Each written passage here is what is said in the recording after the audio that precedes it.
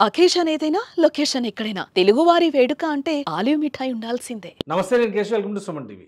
ఆంధ్రప్రదేశ్ రాజధాని అమరావతి విషయంలో inner ring road, outer ring road ఈ ప్రతిపాదనల చుట్టూ చాలా వరకు రాజకీయ చర్చలు నడుస్తున్నాయి. అడ్మినిస్ట్రేషన్ పరంగా ముఖ్యమంత్రి ఇచ్చినటువంటి ఆదేశాల మేరకు వీటి నిర్మాణం ఎలా ముందుకు తీసుకెళ్లాలనేటువంటి అంశంపైన చర్చ జరుగుతుంది. అయితే గత 5 ఏళ్లలో జరిగినటువంటి జాప్యం, Amaravati inner ring road, outer ring road ప్రతిపాదనల్ని అటకెక్కించినటువంటి వైనం, అలానే కేంద్ర ప్రభుత్వ ఉపరితల రవాణా శాఖ తీసుకున్నటువంటి ఒక కీలకమైనటువంటి నిర్ణయం ఫలితంగా విజయవాడ నగరానికి పశ్చిమాన నిర్మించినటువంటి బైపాస్ రోడ్డు, వీటన్నిటి నేపథ్యంలో ఇన్నర్ రింగ్ రోడ్డు ప్రతిపాదన ఇక ఆగిపోయినట్టేనే అందరూ భావించారు. అయితే దాన్ని వీలైనంత వేగంగా ఇన్నర్ రింగ్ రోడ్డును కూడా నిర్మించాల్సిన అవసరం ఉందని ఏపీ సీఎం చంద్రబాబు నాయుడు అభిప్రాయపడ్డారు. వాస్తవానికి ప్రకాశం బ్యారేజ్ని ఒక పారామీటర్గా పెట్టుకొని చూస్తే ప్రకాశం బ్యారేజ్ నుంచి ఎగువకి కనీసం 4 చోట్ల కృష్ణానది పైన వంతెనలు పెట్టడం ద్వారా అమరావతి నగరానికి రహదారి వ్యవస్థని బలోపేతం చేయాలనేది, అలానే కృష్ణానదికి ప్రకాశం బ్యారేజీ దిగువన మరో 4 మార్గాల్లో కొత్త బ్యారేజీలు నిర్మించడం ద్వారా రవాణా వ్యవస్థని పెంపొందించాలని భావించారు. ఈ క్రమంలోనే ఇన్నర్ రింగ్ రోడ్డు ప్రతిపాదన మరోసారి తెరపైకి వచ్చింది. ఇన్నర్ రింగ్ రోడ్డు నిర్మించి తీరాల్సిందే అని రాష్ట్ర ప్రభుత్వం, ఏపీసీఆర్డీఏ నిర్ణయించుకున్నాయి. దీనికి సంబంధించి కేంద్ర ప్రభుత్వ అప్రూవల్ను కూడా తీసుకోవడం విశేషం.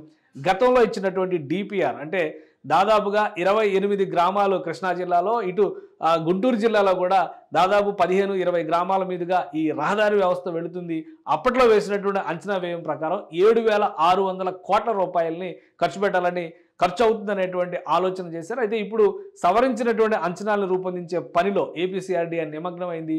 అసలు ఇన్నర్ రింగ్ రోడ్డు ప్రతిపాదనలో రహదారి వ్యవస్థ ఏ విధంగా ఉండబోతోంది, ప్రస్తుతం హైదరాబాద్లో చూసినటువంటి ఔటర్ రింగ్ రోడ్డు ప్రతిపాదనల తర్వాత అమరావతి ఇన్నర్ రింగ్ రోడ్డు ప్రణాళికని ఏ విధంగా రూపొందించారు, ఈ అంశాలు విశ్లేషించేటువంటి ప్రయత్నం చేద్దాం. డిపిఆర్లో భాగంగా గతంలోనే Andhra Pradesh capital region development authority ఒక ప్రపోజల్ను పెట్టింది. ఆ ప్రపోజల్ ప్రకారం 8 వరుసల రహదారిగా ఇన్నర్ రింగ్ రోడ్డును కూడా నిర్మించబోతున్నారు.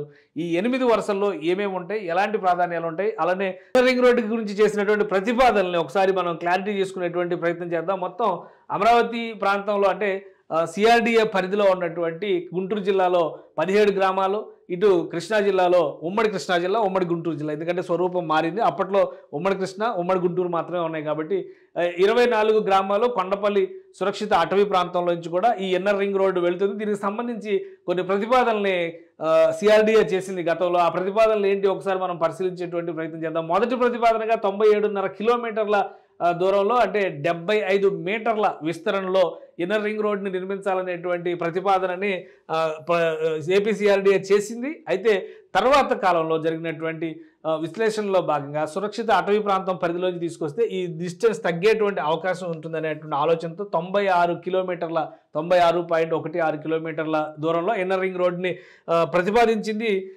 ఏపీసీఆర్డీఏ. దీనికి కూడా ఆమోదం లభించింది. సో ఈ నేపథ్యంలో అటవీ ప్రాంతంలో నుంచి వెళ్ళేటువంటి ఇన్నర్ రింగ్ రోడ్డు నిర్మాణం వల్ల ఎక్కువ ప్రయోజనాలు ఉంటాయనేటువంటి ఆలోచనతో రాష్ట్ర ప్రభుత్వం ఒక గ్రీన్ సిగ్నల్ ఇచ్చింది. అదే ప్రతిపాదనను కేంద్ర ప్రభుత్వానికి కూడా గతంలో పంపించారు. ఇప్పుడు అలైన్మెంట్ ఏ విధంగా ఉంటుంది, ఈ 96.6 కిలోమీటర్లు 75 మీటర్ల వెడల్పులో ఉండేటువంటి రాజధాని పరిధి నుంచి అంతర్వలయ రహదారి వరకు అనుసంధానించినటువంటి 27 రహదారులు, ఎందుకంటే ఈ ఇన్నర్ రింగ్ రోడ్డుకి రాజధాని లోపల నుంచి 27 రహదారుల్ని అంతర్వలయంగా వచ్చేటువంటి ఈ రహదారికి అనుసంధానిస్తారు.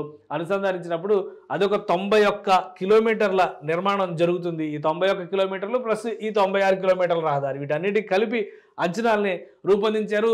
12/2/2018లోనే దీన్ని అథారిటీ సమావేశంలో అంటే సిఆర్డీఏ సమావేశంలో నిర్ణయించారు. ఇదే ప్రతిపాదనని రాష్ట్ర ప్రభుత్వం కూడా గ్రీన్ సిగ్నల్ వేసింది. అలానే ఈ ప్రతిపాదనలో భాగంగా వచ్చినటువంటి కొన్ని అంశాలను మనం పరిశీలిద్దాం. ఇందులో చాలా డీటెయిల్స్ ఉన్నాయి, ఎందుకంటే ఇదంతా కూడా డీటెయిల్డ్ రిపోర్ట్ని సిఆర్డీఏ పబ్లిష్ చేసింది. దీనికి సంబంధించినటువంటి వివరాలని మనం చూద్దాం. దీన్ని 2 దశలుగా ఈ పనులు మొదలు పెట్టాలనుకున్నారు. అంటే ఇన్నర్ రింగ్ రోడ్డు 96 కిలోమీటర్ల డిస్టెన్స్తో నిర్మించబోయేటువంటి ఇన్నర్ రింగ్ రోడ్డు, కొండపల్లి అటవీ ప్రాంతంలోంచి వచ్చేటువంటి ఇన్నర్ రింగ్ రోడ్డుకు సంబంధించి 2 దశల్లో నిర్మాణం చేయాలనుకున్నారు. అందులో 68 కిలోమీటర్ల మేర నిర్మాణం మొదటి దశలోనే జరిగిపోతుంది. దానికి అధిక భాగం నిర్మాణాలు లేని ప్రదేశాలు ఉండడం వల్ల, అంటే ఖాళీ ప్లేసెస్ ఉండడం వల్ల నిర్మాణం సులువుగా జరుగుతుంది. కాబట్టి ఫస్ట్ ఫేజ్లో ఈ 68 కిలోమీటర్ల నిర్మాణాన్ని చేయాలనుకున్నారు. దీని 28 గ్రామాల్లోంచి ఈ మొదటి ఫేజ్ వెళుతుంది. అలానే రెండో ఫేజ్కి సంబంధించి కూడా రెండో ఫేజ్లో కొండపల్లి సురక్షిత అటవీ ప్రాంతంలో నుంచి ఈ రూట్ వెళ్తుంది కాబట్టి దాదాపు 9 కిలోమీటర్లు కొండపల్లి అటవీ ప్రాంతంలో అటవీ క్షేత్రంలో నుంచి ఇన్నర్ రింగ్ రోడ్డు రూట్ వెళ్తుంది. సో అలానే 8 కిలోమీటర్ల మేరకు ఒక భారీ సొరంగాన్ని ఇక్కడ నిర్మించాలనేటువంటి ప్రతిపాదనని ఇన్నర్ రింగ్ రోడ్లో భాగంగా చేశారు. అంటే అటవీ క్షేత్రానికి ఇబ్బందులు రాకుండా భూగర్భంలోంచి ఇక్కడ సొరంగాన్ని నిర్మించాల్సిన పరిస్థితి కనిపిస్తుంది. అంటే అటవీకి సంబంధించి అక్కడ కొండ ప్రాంతం కూడా చాలా పెద్ద ఎత్తున ఉంది. అందుకని ఆ కొండ ప్రాంతాలను తొలుచుకుంటూ అవసరమైన చోట కొండ గర్భంలో నుంచి ఈ రహదారిని ఏర్పాటు చేస్తారు. ఇది సొరంగం రూపంలో దీన్ని నిర్మిస్తారు. అందుకనే దీనికి సంబంధించి కేవలం 28 కిలోమీటర్లు మాత్రమే సెకండ్ ఫేజ్లో ఉంది. కానీ ఈ సొరంగాలు తవ్వేటువంటి ప్రక్రియ ఎక్కువగా ఉండడం వల్ల ఆ 28 కిలోమీటర్లని ప్రత్యేకంగా సెకండ్ ఫేజ్లో టేకప్ చేయాలనేటువంటి నిర్ణయం తీసుకున్నారు. ఇందులో అధిక భాగం కొండ భూభాగంలో ఉన్నటువంటి అటవీ ప్రాంతంలో నుంచి వెళుతుంది. రెండో దశ ముసాయిదాకి సంబంధించి 15 గ్రామాల్లో ఈ నిర్మాణం జరుగుతుంది. ఇది మొత్తం ఈ ఇన్నర్ రింగ్ రోడ్డుకు సంబంధించి చేసినటువంటి ప్రణాళిక. ఒకసారి మనం చూద్దాం. ఈ రెడ్ లైన్లో కనిపిస్తుంది మొత్తం కూడా ఇన్నర్ రింగ్ రోడ్ ఫస్ట్ ఫేజ్లో చేయాలనుకున్నటువంటి నిర్మాణం. అంటే దాదాపుగా హాఫ్ సర్కిల్ ఇక్కడే కంప్లీట్ అయిపోతుంది. ఇది మొత్తం ఇది విజయవాడ నగరానికి ఇటుపక్కన ఇది హైదరాబాద్ హైవే నుంచి మనం చూసినప్పుడు ఇది మొత్తం విజయవాడ నగరానికి మళ్ళీ ఇటుపక్కన హైదరాబాద్ హైవేకి దాటి గన్నవరం ఎయిర్పోర్ట్ దాదాపు అక్కడ దాకా వచ్చే వరకు ఫస్ట్ ఫేజ్ 1లో అది నిర్మాణం జరగాలి. అలానే ఫేజ్ 2కు సంబంధించి ఈ నిర్మాణం ఈ గ్రీన్ లైన్ మొత్తం ఫేజ్ 2 ఇదంతా కొండపల్లి అటవీ క్షేత్రంలోంచి వెళుతుంది. ఇక్కడ కొండ భూభాగాలకి సంబంధించినటువంటి ఎక్కువ ఉన్నాయి కాబట్టి ఇదొక రెండో దశలో టేకప్ చేయాలనుకున్నారు. ఇప్పుడు కొత్త అంశాలను దృష్టిలో పెట్టుకోవడం ద్వారా అంటే రేట్లు పెరిగినటువంటి తీరుని దృష్టిలో పెట్టుకోవడం వల్ల ఈ 5 ఏళ్ల జాప్యానికి ఎంత భారం పడుతుంది అనేటువంటి అంశం పైన సిఆర్డీఏ అధికారులు కసరత్తు చేస్తున్నారు. ఎన్ని వేల కోట్ల రూపాయలు గతంలో వేసినటువంటి అంచనాల ప్రకారం అయితే ఔటర్ రింగ్ రోడ్డుకు సంబంధించి 7,600 కోట్ల రూపాయలతో నిర్మాణం చేయొచ్చు అన్నారు.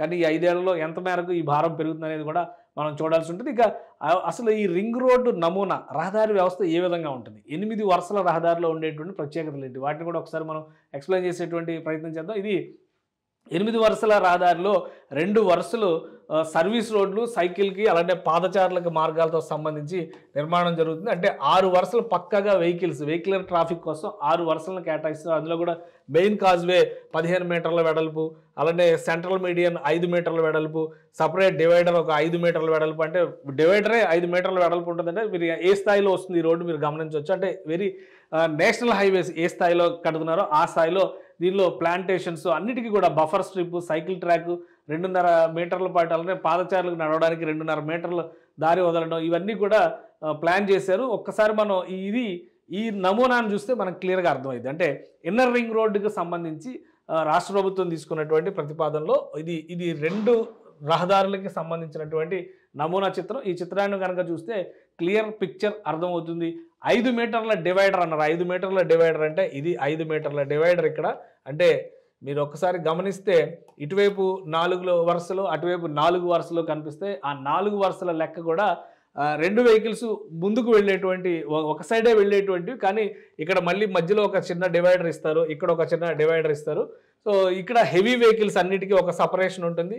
ఇక్కడ మనం గమనిస్తే ట్రక్కులు, బస్సులు, కార్లు, అలానే ఇక్కడ కార్లు 3 వీలర్స్కి ఇచ్చి ఈ మిగతా 2 జోన్లు కూడా పాదచారులకి సంబంధించి, సైక్లింగ్కి సంబంధించి, లైట్ మోటార్ వెహికల్స్, ఇప్పుడు సైకిల్ తరహాలో మోటార్ వెహికల్స్ కూడా వచ్చినాయి కాబట్టి వాటికి సంబంధించారు. అలానే ఇటువైపు ఇది వెళ్ళే వాహనాల దారి అయితే ఇది వచ్చే వాహనాల దారి అయితే ఇది వెళ్ళే వాహనాల దారి. ఇక్కడ కూడా సేమ్ అదే రెప్లికా అవుతుంది. దీని మధ్యలోకి మనం కట్ చేసుకొని చూస్తే సేమ్ ఇదే యాజ్ ఇట్ ఈస్గా ఇటువైపు రిఫ్లెక్ట్ అవుతున్నటువంటి పరిస్థితి ఉంటుంది. ఇది ఇన్నర్ రింగ్ రోడ్డుకు సంబంధించి అప్పట్లో చేసినటువంటి ప్రతిపాదన. అలానే ఇన్నర్ రింగ్ రోడ్డు నిర్మాణంలోనే భూగర్భంలో నుంచి డ్రైన్ల వ్యవస్థను కూడా ఏర్పాటు చేయాలని నిర్ణయించారు.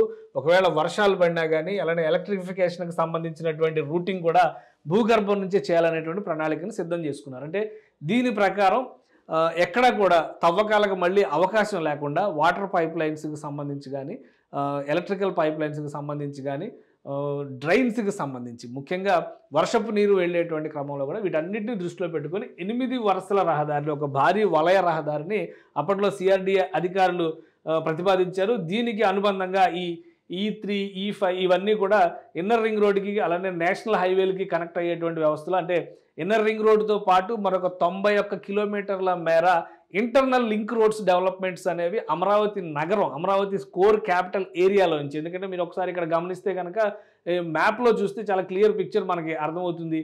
సో ఈ రీజియన్ మొత్తం కూడా సీడ్ క్యాపిటల్ ఏరియా. ఇది కృష్ణా నది, ఈ మధ్యలో నుంచి కనిపిస్తున్నంత కృష్ణానది. కృష్ణానదిని విజయవాడ నగరాన్ని దృష్టిలో పెట్టుకొని వేసినటువంటి ప్రతిపాదన. ఇది కృష్ణానది. కృష్ణానది ఇక్కడ ఉంటే ఇటుపక్కనంతా విజయవాడ నగరం ఉంది.